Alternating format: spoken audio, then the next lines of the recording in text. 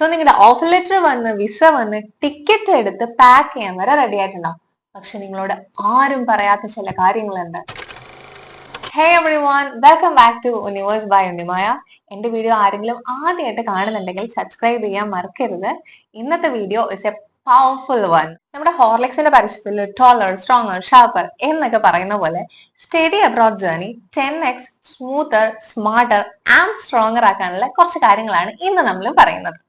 ചില സ്റ്റുഡൻസ് നല്ല എക്സൈറ്റഡ് ആയിട്ട് പോയിട്ട് നല്ല സ്ട്രോങ്ങർ ആയിട്ട് തിരിച്ചു വരാറുണ്ട്. പക്ഷെ ചിലര് ഭയങ്കര എക്സോസ്റ്റഡ് ആയി, ഡിസപ്പോയിന്റഡ് ആയി, ആകെ കൺഫ്യൂസ്ഡ് ആയിട്ട് വരാറുണ്ട്. Actually what's a difference? ഇത് മണിയിലൊക്കെ ഒന്നുമല്ല, ഇത് അവരവിടെ ചെന്നിട്ടുള്ള അവരുടെ മൈൻഡ് സെറ്റ് ഷിഫ്റ്റ് ആണ്. നമ്മൾ നാട്ടിൽ പഠിക്കുമ്പോൾ സെയിം സിറ്റുവേഷൻ, കൾച്ചർ, സിസ്റ്റം ഇതൊന്നും അല്ല എബ്രോഡ്.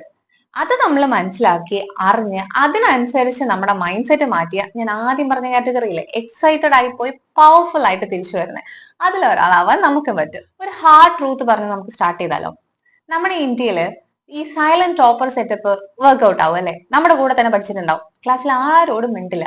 എക്സാമിന്റെ തലേദിവസം ചോദിച്ചാൽ പറയും, ഞാനൊന്നും പഠിച്ചിട്ടില്ല, ഞാൻ നാളെ തോക്കും എന്നൊക്കെ പറയുന്ന ആൾക്കാരായിരിക്കും ടോപ്പർ അല്ലെ? ബട്ട് എബ്രോഡ് ഈ ടോപ്പ് മാർക്ക് വാങ്ങുന്നവരൊന്നും അല്ലടോ. Those who are curious, those who ask questions, ഇവരാണ് ഷൈൻ ചെയ്യുന്നത്. അവർക്കാണ് ഈ ക്യാമ്പസ് പ്ലേസ്മെന്റ്സ് ഒക്കെ കിട്ടുന്നത്. അവരെയാണ് പ്രൊഫസേഴ്സിന് ഇഷ്ടം. എന്തെങ്കിലും ഒരു കാര്യം വന്നു കഴിഞ്ഞാൽ അവരെ ആയിരിക്കും പ്രൊഫസേഴ്സ് ഈ ടോപ്പേഴ്സിനെക്കാളും റെഫർ ചെയ്യുക. സോ ഫസ്റ്റ് നമ്മുടെ മൈൻഡ് സെറ്റ് മാറേണ്ടത് ഇവിടെയാണ്. Be a learner, not a topper.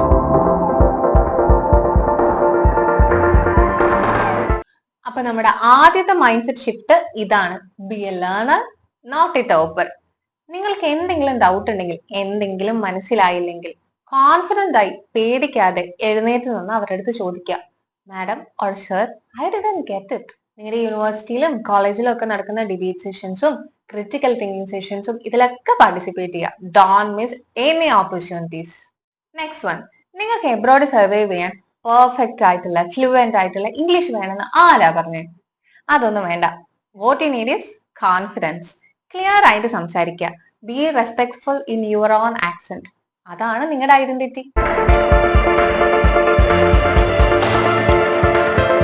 2024 ഒരു സ്റ്റഡി പറയുന്നത് 67% ഓഫ് ഇന്ത്യൻ സ്റ്റുഡൻസും അവർ കമ്മ്യൂണിക്കേഷനെക്കാളും ആക്സെന്റിനാണ് ഇമ്പോർട്ടൻസ് കൊടുക്കുന്നത്. അത് ഓർത്തിട്ടാണ് ഇവർക്ക് ടെൻഷൻ എന്നുള്ളതാണ്. ബട്ട് ആക്ച്വലി എബ്രോഡ് നിങ്ങൾ എങ്ങനെ പറയുന്നു എന്നതിനേക്കാളും നിങ്ങൾ എന്ത് പറയുന്നു എന്നുള്ളതിനാണ് കാര്യം. അടുത്തത്, നിങ്ങൾ ഒറ്റയ്ക്ക് കുക്ക് ചെയ്യണം, ഫിനാൻസ് മാനേജ് ചെയ്യണം, പഠിക്കണം, ക്ലീൻ ചെയ്യണം, എല്ലാം നിങ്ങൾ ഒറ്റയ്ക്ക് ചെയ്യണം. പക്ഷെ അതിനൊരിക്കലും നിങ്ങൾ ഇമോഷണലി ഒറ്റയ്ക്കാവും എന്നൊരർത്ഥമില്ല. ക്യാമ്പസ് കൗൺസിലിംഗ് സെന്റേഴ്സ് ഉണ്ട്, കൾച്ചറൽ ക്ലബ്സ് ഉണ്ട്, ഇവിടെയൊക്കെ ജോയിൻ ആവണം. സൈലൻസിൽ സ്ട്രഗിൾ ചെയ്യുന്നതൊന്നും അല്ല ഇൻഡിപെൻഡൻസ്. നമുക്കൊരാവശ്യം വരുമ്പോൾ നമ്മൾ എവിടെയാണ് സഹായം ചോദിക്കേണ്ടത് എന്നറിയുന്നതാണ്. So independence does not mean alone.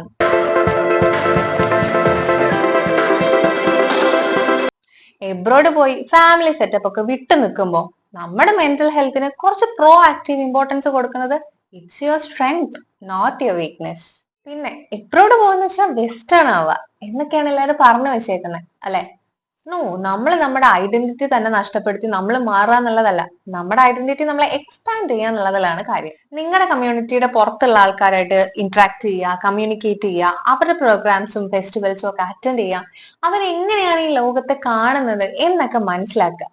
അപ്പൊ ഞാൻ പറഞ്ഞു വന്നത്, കാലാവസ്ഥയായിട്ട് മാത്രം അഡാപ്റ്റ് ആവാതെ be open to all cultures.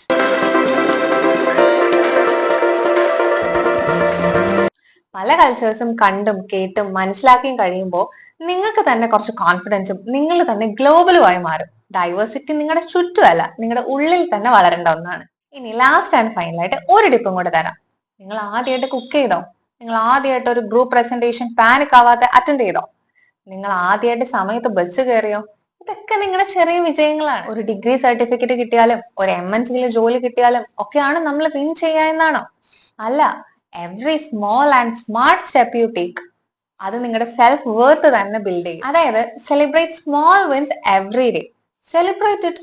നിങ്ങളുടെ പാരന്റ്സിന്റെ അടുത്ത് പറയാ, നിങ്ങൾ അത് എവിടെയെങ്കിലും എഴുതി വെക്കുക, ഓർ നിങ്ങൾ തന്നെ നിങ്ങൾക്ക് ഒരു മൂവി അല്ലെങ്കിൽ ഒരു ഐസ്ക്രീം ഒക്കെ റിവാർഡ് ചെയ്യുക. ട്രസ്റ്റ് മീ, ഈ ചെറിയ മൊമെന്റ്സ് ഒക്കെ നിങ്ങളുടെ ഉള്ളിൽ വലിയ ചേഞ്ച് ഉണ്ടാക്കും.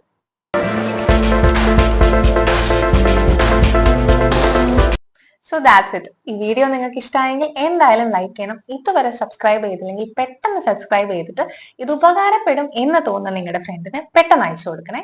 ആൻഡ് ഇതിൽ നിങ്ങൾക്ക് ഹാർഡസ്റ്റ് ആയിട്ട് തോന്നിയത് ഏതാണെന്ന് കമന്റ് ചെയ്യണം. ആൻഡ് നിങ്ങൾ ഓൾറെഡി അബ്രോഡ് ആണെങ്കിൽ നിങ്ങൾ അവിടെ സർവൈവ് ചെയ്യാൻ വേണ്ടിയിട്ട് ഏത് മൈൻഡ് സെറ്റ് ഷിഫ്റ്റ് ആണ് യൂസ് ചെയ്തതെന്നും കമന്റ് ചെയ്യൂ. എല്ലാവർക്കും ഉപകാരപ്പെടട്ടെ. So signing off for today. See you in the next video.